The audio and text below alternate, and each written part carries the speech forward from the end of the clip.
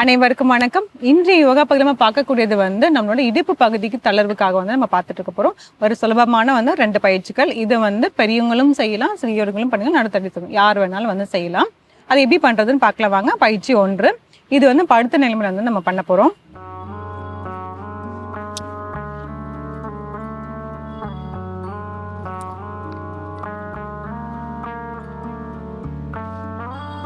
ஒரு ஆழ்ந்த மூச்சு உள்ளே இழுத்து வெளியே விடலாம். இப்போ 2 காலுமே இப்படி மடக்கி வச்சிடலாம். மடக்கி வச்சுட்டு 2 கையுமே இப்படி கீழே வச்சிடலாம். கீழே வச்சுட்டு கால்கள் 2மே சேர்த்து இப்படி தூக்க போகிறோம்.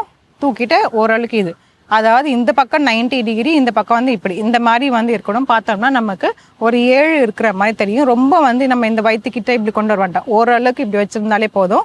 ஆனால் 2 முட்டியும் சேர்ந்துருக்கணும், 2 கால்கள் சேர்ந்துருக்கணும். இப்போ இதிலே அப்படியே இப்படி கால்கள் இப்படி திருப்பூர் நல்லா. மறுபடியும் நடுவில் வந்துட்டு வலது பக்கம். இது இடது பக்கம் போகும்போதோ சரி, வலது பக்கம் போகும்போதோ சரி, இந்த கால்கள் ரெண்டுமே பிரிக்கக்கூடாது. பாதமண்டால் ஆகட்டும், இல்லை முட்டிகள் ஆகட்டும், ரெண்டுமே பிரிக்கக்கூடாது. அப்படியே செய்யணும்.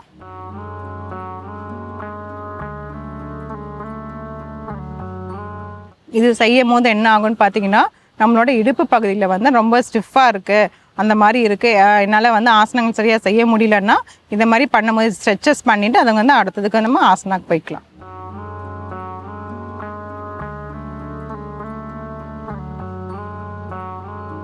இன்னும் ஒரு 2 முறை. ஒரு இடது ஒரு வலது வந்தால் ஒரு முறை அப்படின்னு கணக்கு வச்சுட்டு அப்படியே பண்ணிட்டு வரலாம். தளர்த்திக்கலாம்.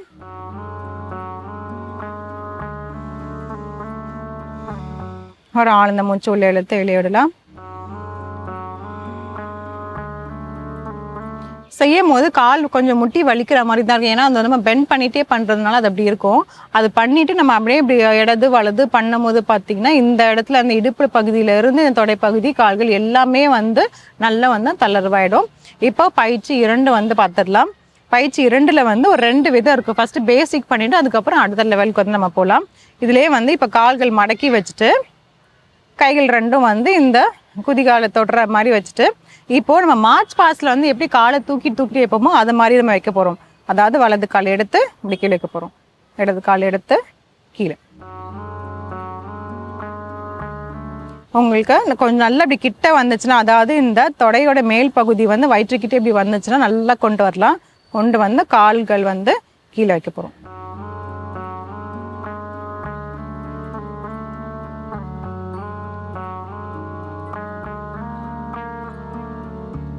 இந்த மாதிரி இடது பக்கம் வலது பக்கம் எல்லாமே சேர்த்து செய்யணும். ஒரு 10 முறை செஞ்சுட்டு அப்படியே ரிலாக்ஸ் பண்ணிக்கலாம். தளர்த்திக்கலாம். ஒரு ஆழ்ந்த மூச்சு உள்ள இழுத்து வெளியிடலாம். இது பேசிக். இதுலேருந்து நம்ம அடுத்த இதுக்கு நம்ம எப்படி போகிறோன்னா, நம்மளோட இடுப்பு பகுதி கொஞ்சம் நல்லா மேல் நோக்கி தூக்கிட்டு அதே மாதிரி இப்போ மார்ச் பாஸ் பண்ணுற மாதிரியே கால்கள் மேலேயும் கீழேயும் நம்ம எடுத்து வைக்க போகிறோம். அவ்வளோதான்.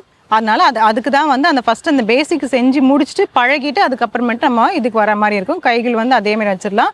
இடுப்பு பகுதி நல்லா இப்படி மேலே தூக்கிக்கலாம். எந்த அளவுக்கு நமக்கு தூக்க முடியுமோ அந்த அளவுக்கு நல்லா தூக்கிட்டு இந்த வலது காலை தூக்கி இப்படி கீழே வைக்கலாம், இடது காலை தூக்கி கீழே வைக்கலாம். இடுப்பு பகுதி மேல் நோக்கி தூக்கியே இருக்கிற மாதிரி பார்த்துக்கணும்.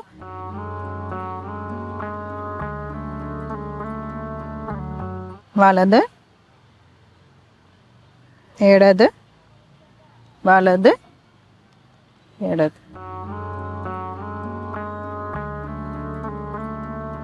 தளர்த்திக்கலாம். இடுப்பு பகுதியை பொறுமையாக கீழே வைக்கணும். அப்படியே வேகமாக எப்பயுமே கீழே வைக்கக்கூடாது. ஒரு ஆழ்ந்த மூச்சு உள்ளே இழுத்து வெளியிடலாம்.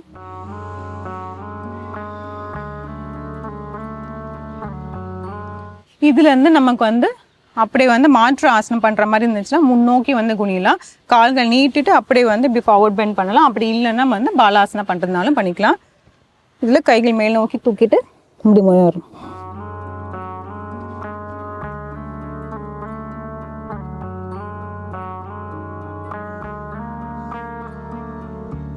அப்படி இல்லைன்னா பாலாசனம் பண்ணுறதுக்கு ஒரு காலம் மடக்கி வஜ்ராசனம் அதுலேருந்து முன்னோக்கி குனியும்.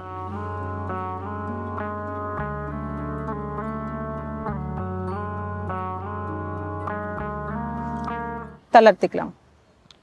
ஒரு ஆழ்ந்த மூச்சு உள்ள இழுத்து வெளியிடலாம்.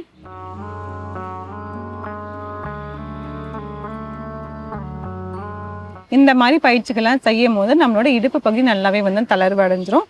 அதுக்கப்புறம் பார்த்தீங்கன்னா நம்மளோட இந்த பெல்விக் மசில்ஸ், இந்த இடுப்பு பகுதியாகட்டும், இந்த பெல்விக் மசில்ஸ் எல்லாமே வந்து நல்லா வந்து ஸ்ட்ரெச் ஆகிடும். அப்புறம் ஆசனங்கள் பண்ணுறதுக்கு வந்து நமக்கு ஈஸியாக இருக்கும். இந்த பயிற்சிகளை செஞ்சு பாருங்கள். மீண்டும் அடுத்த பகுதியில் சந்திக்கலாம்.